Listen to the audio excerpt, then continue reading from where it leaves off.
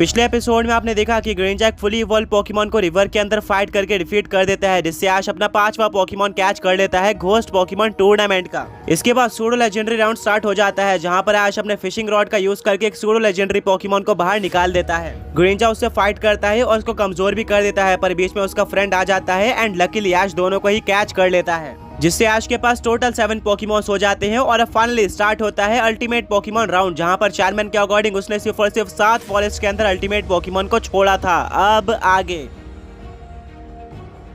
ऐश और गेंजा पूरे फोकस के साथ अल्टीमेट पोकेमॉन को ढूंढ रहे होते हैं, बट अब 1 मिनट बीत चुका था। अल्टीमेट पोकेमॉन राउंड को खत्म होने में सिर्फ और सिर्फ 2 मिनट बाकी थे। ऐश और गेंजा के ऊपर काफी ज्यादा प्रेशर आ चुका था। उनके पास ये आखिरी मौका था किसी अल्टीमेट पोकेमॉन को कैच करके सारे पोकेमॉन ट्रेन से आगे होने का। ऐश की हार्ट बीट काफी ज्यादा फास्ट हो चुकी थी, तभी फॉरेस्ट में काफी सारी फॉग आ जाती है। गेंजा का ध्यान चारों तरफ होता है, वो किसी मूवमेंट को ढूंढने का कोशिश कर रहा था जिससे उसको अल्टीमेट पोकेमॉन मिल जाए, बट उसको कोई भी मूवमेंट नहीं दिखती है। धीरे धीरे ऐश और गेंजा आगे बढ़ते हैं और अचानक से उनको एक काफी ज्यादा बड़ी शैडो देखने को मिलती है। ऐश डर जाता है, बट गेंजा को समझ में आ जाता है कि यह शैडो और कोई नहीं बल्कि अल्टीमेट पोकेमॉन था, क्योंकि अभी के लिए इस फॉरेस्ट के अंदर अल्टीमेट पोकेमॉन के अलावा कोई और पोकेमॉन प्रेजेंट नहीं था। इसका साइज बहुत ज्यादा बड़ा था। ऐश अपने पॉकेडेक्स को निकालता है और पॉकेडेक्स स्कैन कर लेता है कि इस पोकेमॉन का नाम स्पेक्ट्रागॉन है। ये एक लेजेंडरी पोकेमॉन है और अभी तक कंफर्म नहीं है कि असलियत में पोकेमॉन वर्ल्ड में एग्जिस्ट करता है या फिर नहीं। एंड अगर ये पोकेमॉन वर्ल्ड में एग्जिस्ट भी करता है तो सिर्फ और सिर्फ कुछ ही लोगों ने इसको आज तक देखा हुआ है। टाइम हाथों से निकलते जा रहा था। अब सिर्फ और सिर्फ 1 मिनट और 30 सेकंड्स बचे हुए थे। ऐश को टाइम वेस्ट नहीं करना था, इसीलिए वो अपने गेंजा को वाटर शूरिकेन यूज करने बोलता है। अब क्योंकि गेंजा बॉन्ड इवॉल्व हो चुका था, उसके अटैक्स और भी ज्यादा पावरफुल हो चुके थे। वो लाइट के स्पीड से स्पेक्ट्रागॉन पोकेमॉन की तरफ बढ़ते हैं, बट शॉकिंगली वो इन अटैक्स को डॉज कर लेता है और फॉग के अंदर गायब हो जाता है। ऐश और गेंजा पूरी तरह से शॉक रह जाते हैं और तभी वो ऐश के पीछे रीअपीयर होता है। उसकी आंखें ग्लो कर रही थी। इससे पहले कि वो कुछ कर पाता है, ऐश उसको देख लेता है और बोलता है गेंजा डबल टीम अटैक का यूज करो। गुडिंजा अपनी काफी सारी कॉपीज बना लेता है, जिससे स्पेक्ट्रागॉन पोकेमॉन बहुत ही ज्यादा कंफ्यूज हो जाता है एंड यूज करता है स्क्रीच अटैक का, बट उसका अटैक सिर्फ और सिर्फ फेक गेंजा के ऊपर लगता है, जो कि इल्यूजन थे। ऐश को पता था कि उसको जल्दी कुछ करना होगा। टाइम धीरे धीरे कम होते जा रहा था एंड इतने कम टाइम में स्पेक्ट्रागॉन को डिफीट करना बहुत ही ज्यादा हार्ड टास्क था। गेंजा नाइट स्लैश अटैक का यूज करो। गेंजा काफी स्पीड से आगे की तरफ जाता है और स्पेक्ट्रागॉन के ऊपर नाइट स्लैश अटैक का यूज कर देता है, जिससे स्पेक्ट्रागॉन पीछे की तरफ पुश हो जाता है। ऐश बोलता है गेंजा बहुत बढ़िया, स्पेक्ट्रागॉन को बहुत ज्यादा डैमेज पड़ चुका था, क्योंकि बॉन्ड एवोल्यूशन के चलते इस अटैक की पावर बढ़ चुकी थी और यह अटैक सुपर इफेक्टिव था स्पेक्ट्रागॉन के ऊपर। स्पेक्ट्रागॉन वापस उठने में स्ट्रगल कर रहा था। ऐश बोलता है गेंजा हमारे पास सही चांस है, जायंट वाटर शूरिकेन का यूज करो। गेंजा रेडी हो जाता है और एक बहुत ज्यादा बड़े वाटर शूरिकेन को फॉर्म करना स्टार्ट कर देता है। दूसरी तरफ स्पेक्ट्रागॉन उठने की कोशिश करता है। जब तक वो पूरी तरह से उठ पाता, गेंजा ने वाटर शूरिकेन रेडी कर लिया था एंड वो उसको लॉन्च भी कर देता है। स्पेक्ट्रागॉन उस अटैक को देखता है और डॉज करने की कोशिश करता है, पर तब एक बहुत ज्यादा बड़ा एक्सप्लोजन हो जाता है। ऐश टाइमर की तरफ देखता है और बोलता है कि गेंजा हमें जल्दी करना होगा, सिर्फ और सिर्फ 30 सेकंड्स बचे हुए हैं।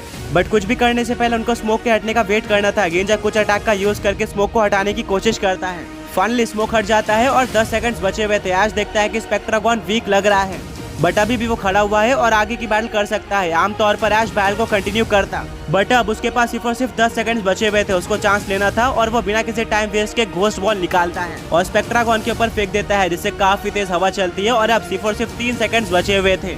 पूरा जंगल शांत हो चुका था। ऐश और गेंजा बहुत ही ज्यादा नर्वस होते हैं कि वो उस पोकेमॉन को पकड़ पाएंगे या फिर नहीं।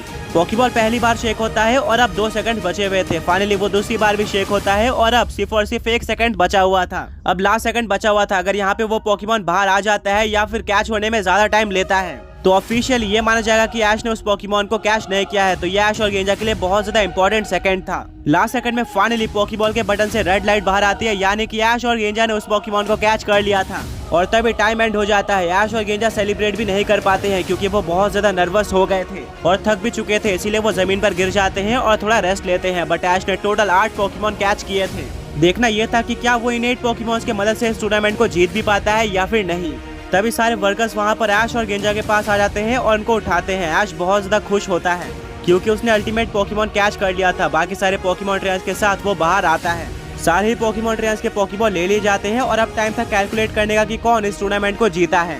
ऐश ब्रॉक, मिस्टी और सेरेना से मिलता है। ब्रॉक बोलता है कि हम तुम्हारी प्रोग्रेस बाहर से देख रहे थे, तुमने और गेंजा ने बहुत ज्यादा अच्छा परफॉर्म किया है, बट तुम 8 ही पोकेमॉन पकड़ पाए हो। मेरे अकॉर्डिंग तुम्हें 2 1 स्टेज पोकेमॉन भी कैच कर लेने चाहिए थे। ऐश बोलता है कि हाँ, मैंने भी आगे जाकर रियलाइज किया था, मुझे चेयरमैन की बात मान लेनी चाहिए थी। मिस्टी बोलते हैं कोई बात नहीं, तुमने लकीली लास्ट सेकंड में अल्टीमेट पोकेमॉन को कैच कर लिया था। हम में से कोई भी बिलीव नहीं कर रहा था कि तुम अल्टीमेट पोकेमॉन को ढूंढ भी पाओगे, बट तुमने उसको ढूंढा और कैच भी कर लिया बिल्कुल लास्ट टाइम पर।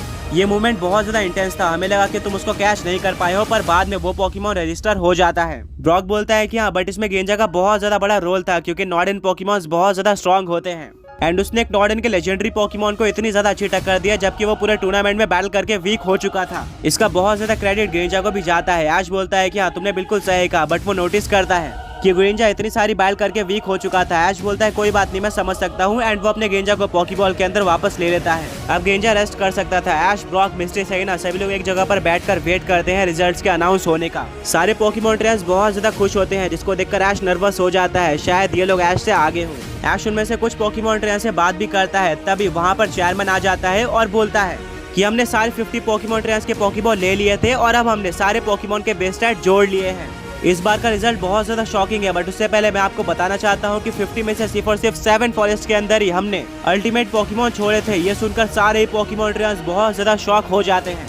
मिस्टी बोलते हैं क्या इसका मतलब ऐश उनको 7 लकी पोकेमॉन ट्रेनर्स में से एक था जिनके फॉरेस्ट में अल्टीमेट पोकेमॉन छोड़े गए थे। ब्रॉक बोलता है कि हाँ, तुमने बिल्कुल सही पहचाना। चेयरमैन बोलता है कि इसके पहले हम 25 फॉरेस्ट के अंदर अल्टीमेट पोकेमॉन छोड़ा करते थे, बट इस बार हमने कुछ डिफरेंट ट्राई किया और रिजल्ट भी बहुत ज्यादा डिफरेंट आए हैं। आप ये सुनकर शॉक रह जाओगे कि टॉप 3 पोकेमॉन ट्रेनर्स में से 2 ऐसे पोकेमॉन ट्रेनर हैं जिनके पास अल्टीमेट पोकेमॉन है ही नहीं।